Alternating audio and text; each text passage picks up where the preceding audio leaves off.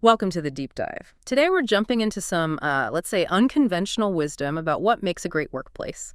We're working from source material you shared with us, excerpts from a pretty famous book based on a lot of research. That's right. And our mission here is to pull out some maybe surprising Yeah. ideas about how the best managers really unlock potential and drive performance. It might challenge some things you've always heard about careers and success. Okay, let's get into it. This whole perspective seems built on a really solid research base, right? The source talks about a massive Gallup study. Oh, absolutely. It was huge. Groundbreaking, really. They looked at 24 companies, I think it was, across 12 different industries. And crucially, they didn't just look company-wide. They drilled down into like 2,500 separate business units. Business units like branches or restaurants. Exactly. Bank branches, restaurants, factories, call centers, you name it.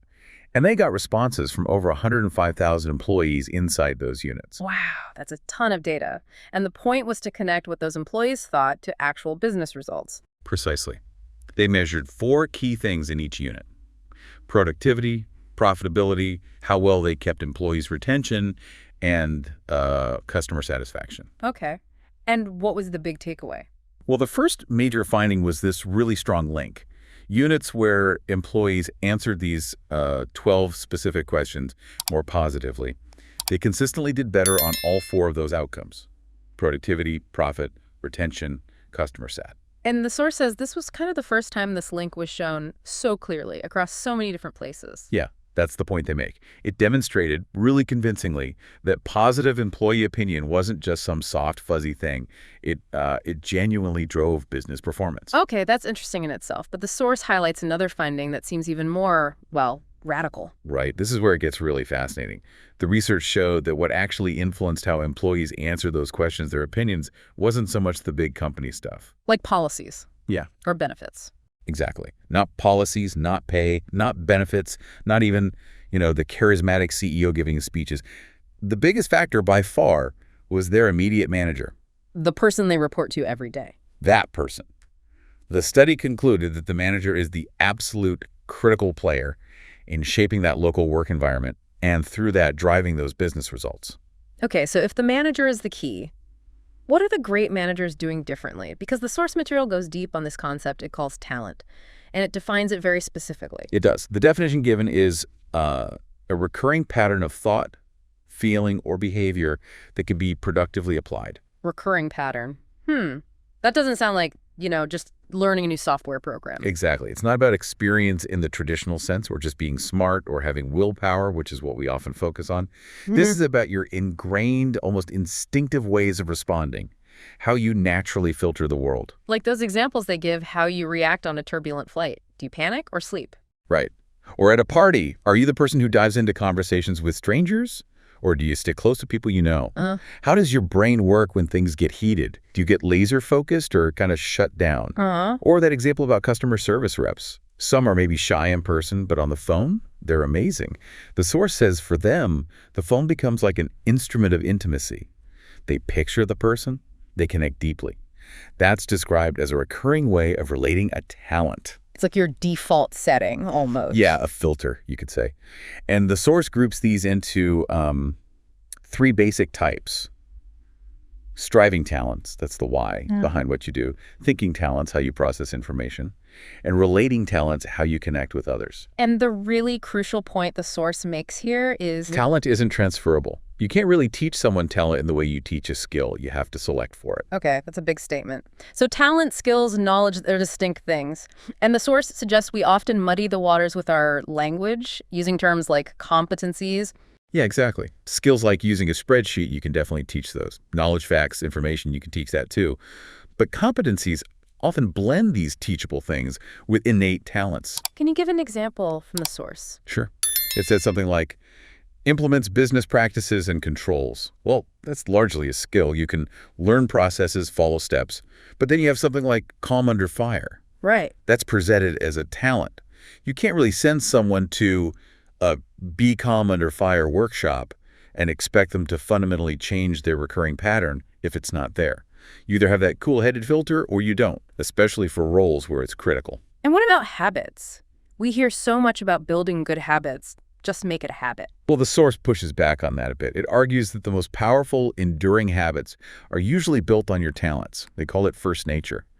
Trying to force a habit that goes against your grain, that relies on a non-talent, that's incredibly hard, maybe impossible to sustain at a high level. So telling someone to just get a better attitude might be asking the impossible if their attitude stems from a core talent pattern. That's the implication. It could be like asking a fish to climb a tree. It's just not how they're wired. Wow. Okay.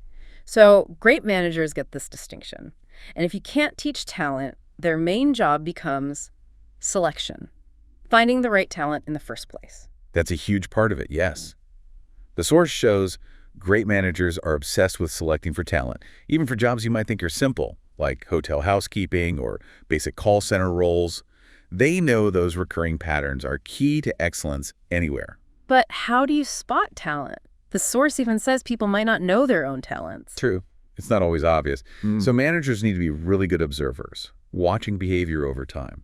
What does someone naturally gravitate towards? How do they react instinctively? There's a striking example in the source about the two brokerage firms. Oh yeah, that really illustrates it. Same job title, broker, same basic goal, gather money. Seems simple enough. But their approaches were totally different.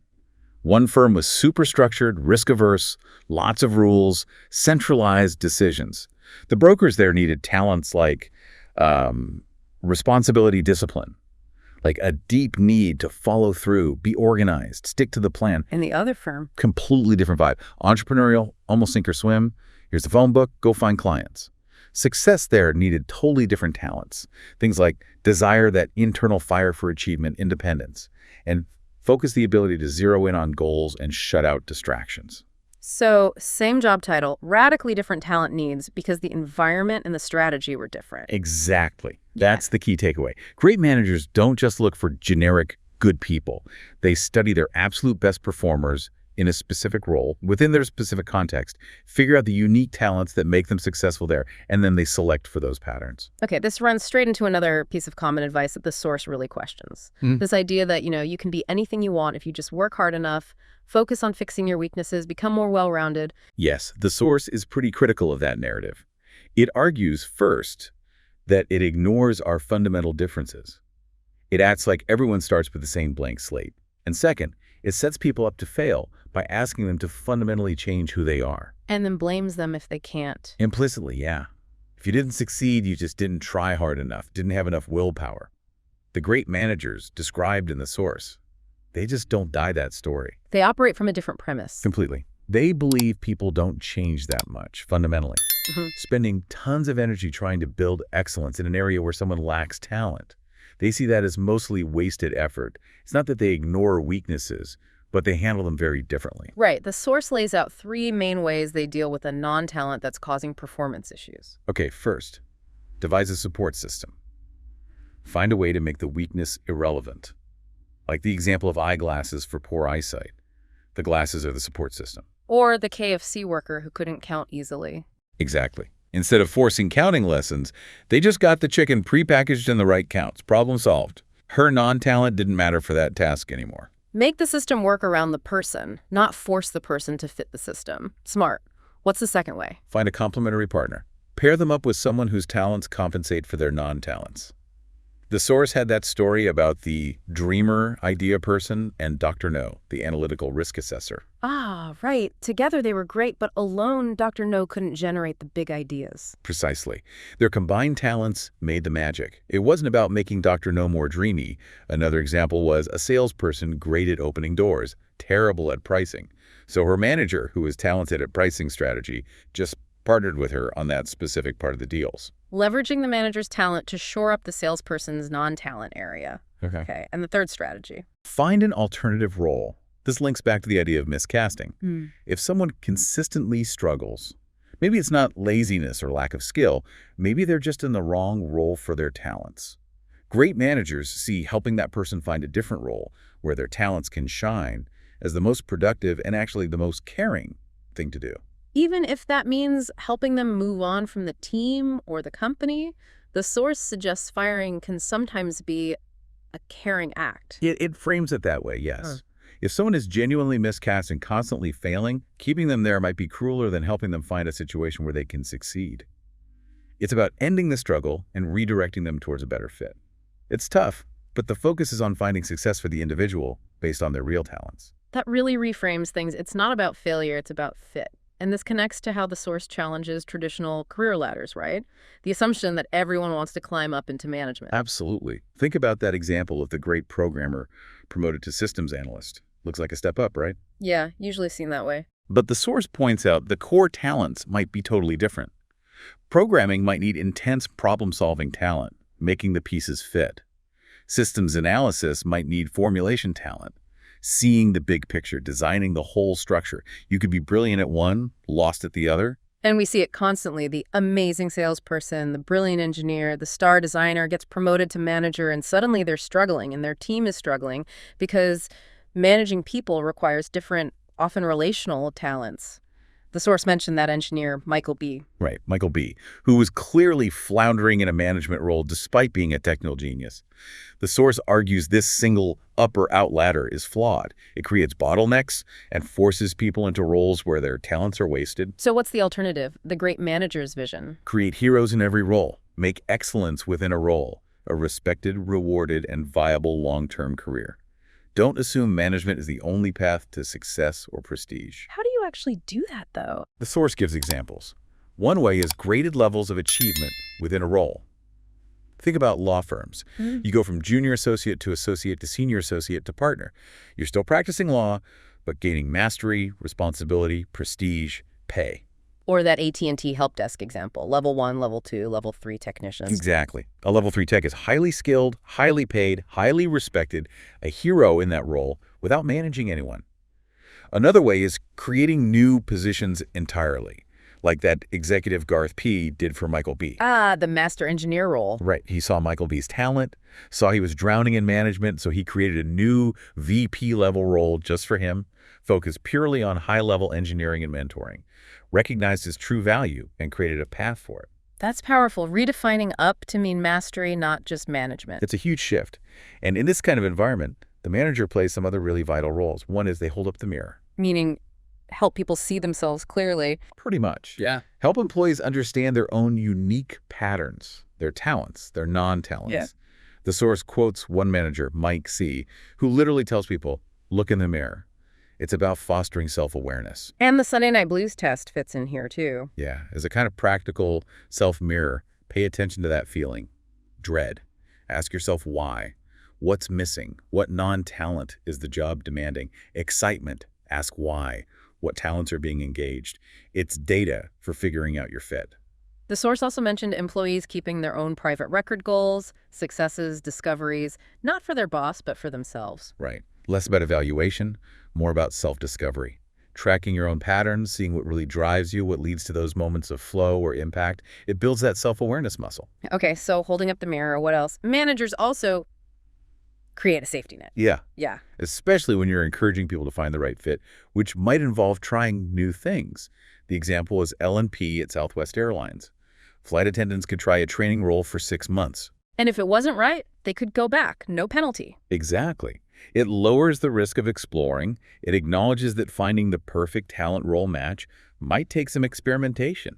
It builds trust. All these elements focusing on talent, dealing with non-talents constructively, creating new paths, holding up the mirror, providing a safety net, seem to underpin what the source calls tough love. Right. And it emphasizes tough love isn't a technique you pull out occasionally. It's a mindset.